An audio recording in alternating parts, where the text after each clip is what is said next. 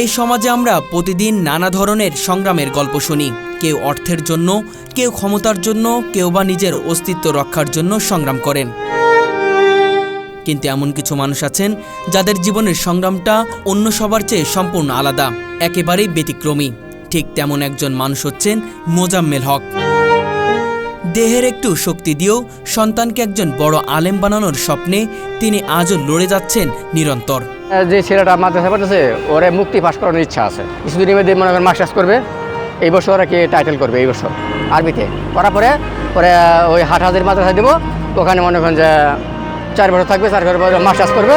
Masters শেষ হওয়ার পরে তারপর আবার মনে করেন যে আমি ওই মুক্তিতে নিয়ে যাবো, ওখানে 2 বছর থাকবে। এই 6 বছর কোর্স আছে ওর, যে আমি আমার যা কিছু আছে দিয়া আমাকে আল্লাহ যত সহায় করে যে আমি ছেলেটাকে করতে পারি, মাদ্রাসায় লেখাপড়া শেষ করতে পারি। আমার আল্লাহ তাআলার আশাই আমার এই একটা ছেলের উপর। মোজাম্মেল হক পেশায় একজন কৃষক। সকাল হলেই তিনি গ্রামের মাঠে ছুটে যান।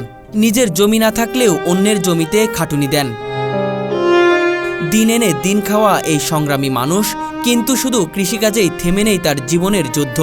কখনো শহরে গিয়ে দিনমজুরের কাজ করেন, মাথায় ইটবালি বহন করেন, আবার কোনোদিন আইসক্রিম বিক্রেতা হয়ে রোদে পুড়ে ঘামে ভিজে দিন পার করেন।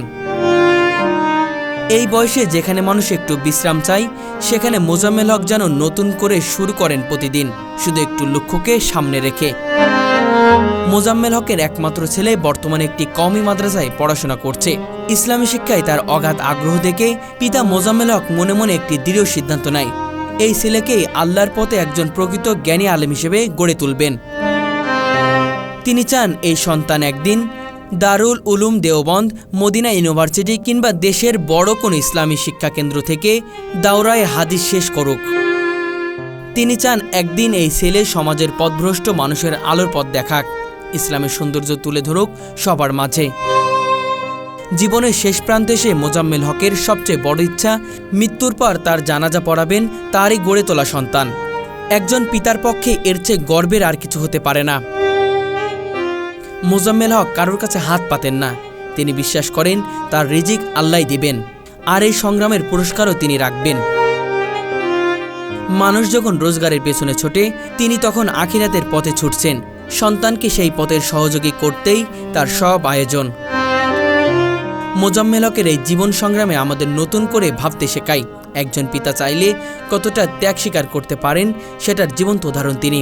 তার ইচ্ছা টাকা পয়সা বা সম্পদের নয়, বরং তার সন্তান হোক আল্লাহর একজন প্রিয় বান্দা, একজন বড় মুফতি।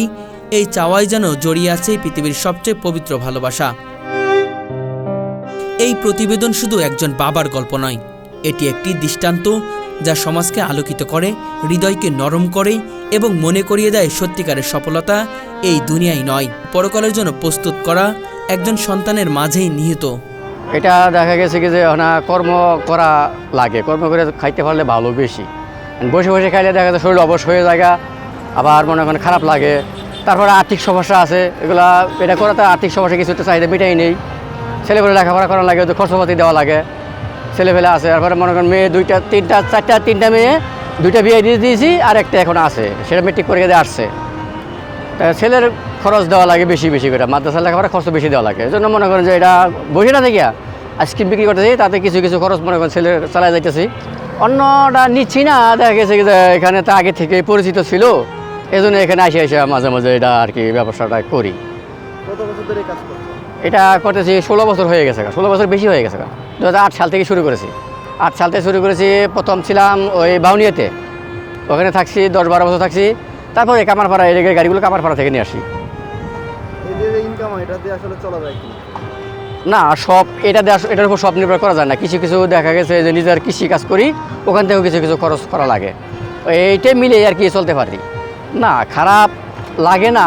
তারপরেও মনে করেন যে কাজটা করি, মনটা ভালো লাগে, এজন্য আর কি কাজটা করি। বসে বসে থাকা তো আর সম্ভব না, আমরা গরিব মানুষ, বসে থাকলে তো মনে করেন যে আর্থিক সমস্যা হয়ে যাবে, এজন্য বসে থাকি না, কাজ কাম করে চলতেছি। সন্তান বড়, ওরা আগের দিকে আল্লাহ তাআলা মেয়ে সন্তান দিছে, তো ওদের মনে করেন যে বাংলা লেখাপড়া করাইছি, বিয়ে শাদী দিছি। মানে ছেলেটা হলো একজনের বড়, ওই ছোটো মেয়েটার বড়। ছেলেটা মাদ্রাসার খরচ দেওয়া লাগে বেশি বেশি। ওরে মনে করেন যে এবছর 20-25 হাজার টাকা গেছে খরচ। আবার অসুস্থ হয়ে গেল, অসুস্থ হওয়ার পরে মনে করেন আর কিছু টাকা গেছে।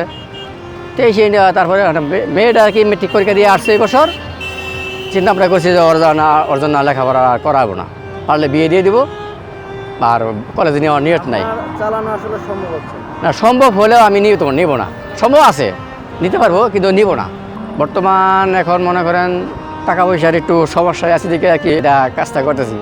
মাঝখানে মনে করেন যে কিছু ফসল ছিল, এগুলো মনে করেন যে বৃষ্টির পানি নষ্ট হয়ে গেছে, যদি সেগুলো ভালো থাকতো তাহলে আসতাম না।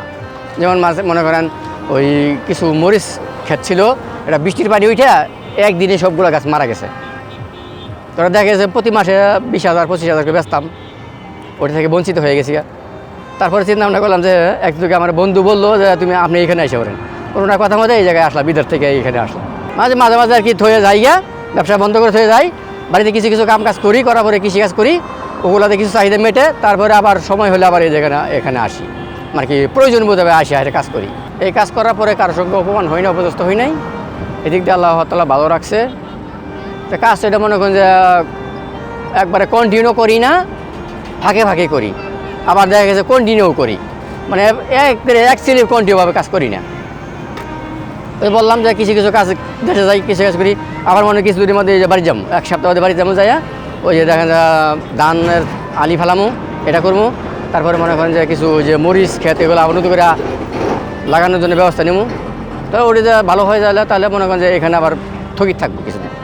তারপরে মনে করেন আসলে আমাদেরকে বলে না যে গাড়ি দেবো না, আসলে আবার আমাদের গাড়ি দেয় মহাজনে। সব কাজ মিলাই আর কি মোটামুটি আল্লাহ তাআলা চলাইতে আছে, ভালোই চলাইতে আছে। হ্যাঁ, আল্লাহ তাআলা ভালোই চলাইতেছে। হ্যাঁ, এর থেকে ভালো কিছু করতে পারলে করতে পারা যায়, ঠিক আছে, কিন্তু দেখা গেছে কি যে আমাদের মনে করেন যে রেগুলার একটা খরচ আছে না, দৈনিক খরচ আছে না, এটা করলে দৈনিক খরচটা চালা যেতে পারি। চাকরি করলে তো মনে করেন এই বছর তো চাকরি কেউ দিবে না, আমাদের চাকরি দেবে কেউ, চাকরি দেবে না। দেখা গেছে কি যে চাকরি না নিয়ে ব্যবসা করতেছি, নিজে স্বাধীনভাবে চলাফেরা করতেছি, এইটুকুই না। আক্ষেপ অন্য কিছু করার মতো নিয়ত আছে, অন্য ব্যবসা করার নিয়ত আছে, যে কিছু টাকার সংকটে করতে পারতেছি না, দেখা গেছে কি যে টাকাটা বেশি বেশি লাগে, এই জন্য যাচ্ছি না। তো এইভাবে চালা যাইতেছি, সামনে আরও সময় আছে, যদি পারি তাহলে মনে করেন যে অন্য একটা ব্যবসা দেশের ভিতরে নেওয়ার চেষ্টা আছে আর কি। সন্তান এখন বর্তমানে যে ছেলেটা মাদ্রাসা পড়তেছে, ওরে মুক্তি পাস করানোর ইচ্ছা আছে। কিছুদিনের মধ্যে মনে করেন মাস্টার্স করবে, এই বছর আর কি টাইটেল করবে, এবছরের মনে করেন রমজান মাসে টাইটেল করবে আরবিতে, করার পরে ওই হাটহাজারী মাদ্রাসা দেবো, ওখানে মনে করেন যে 4 বছর থাকবে, 4 বছর পরে মাস্টার্স করবে, মাস্টার্স শেষ হওয়ার পরে তারপর আবার মনে করেন যে আমি ওই মুক্তিতে নিয়ে যাবো, ওখানে 2 বছর থাকবে। এই 6 বছর কোর্স আছে ওর।